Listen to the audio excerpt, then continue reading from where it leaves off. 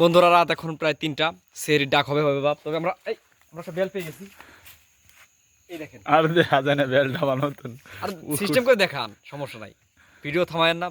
কথা হচ্ছে পুরোপুরি দেশীয় বেল। আমরা 5 জন আছি।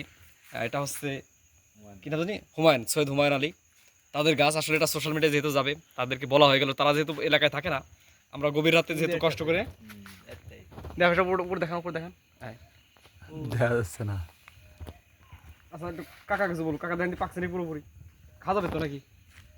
এদিক নিচে নেই, আর এদিক মানে দেখে একটু পর্যবেক্ষণ করতেছে কেমন কি।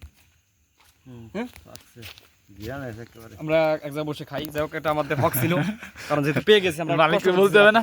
মালিককে বলা হয়ে গেছে, সোশ্যাল মিডিয়ায় বলে দিলাম, ওনার ছেলের কাছে খবর চলে যাবে। আল্লাহ ভরসা, কাটেন না। আমরা কিভাবে হেঁটে হেঁটে যাই সেটা একটু দেখান।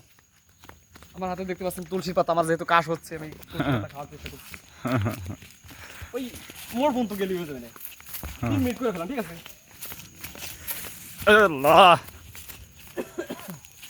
দেখতে পাচ্ছেন আমরা 5 জন আছি, গভীর বনে যাচ্ছি আমরা। এটা হচ্ছে সেই ভয়ানক মুন্সিবিটা, যেটা কিন্তু খুবই একটা রহস্যজনক জায়গা। আমার লাইটটা দেখা যায়, এই যে গুগল লাইট আছে, তুলসী পাতা খাচ্ছি, এটা আমার এক ধরনের সেরির কাজ করছে। চলো চলো চলো চলো, 3 মিনিটের মধ্যে ঠিক আছে? অভিযানে যাচ্ছি আমরা। এই পাশে হচ্ছে শরীফ বাড়ি, আর এই পাশে হচ্ছে রাস্তার ওপার, জয়প্রসাদ যে টাওয়ার আছে সেই টাওয়ারের এলাকা।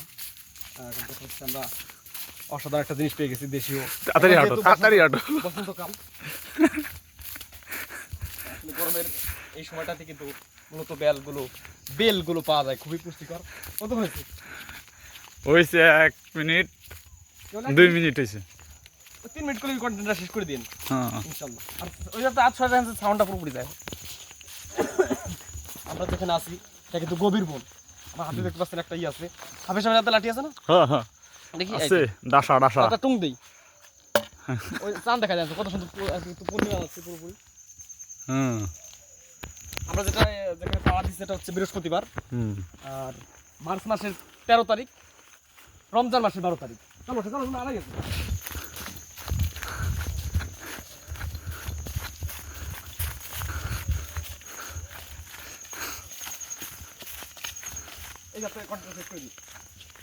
তো বন্ধুরা সব ভালো থাকবেন। আমরা বেলখার অংশ বিশেষ দেখাতে যদি পারি অন্য পর্বে দেখতে পাবেন।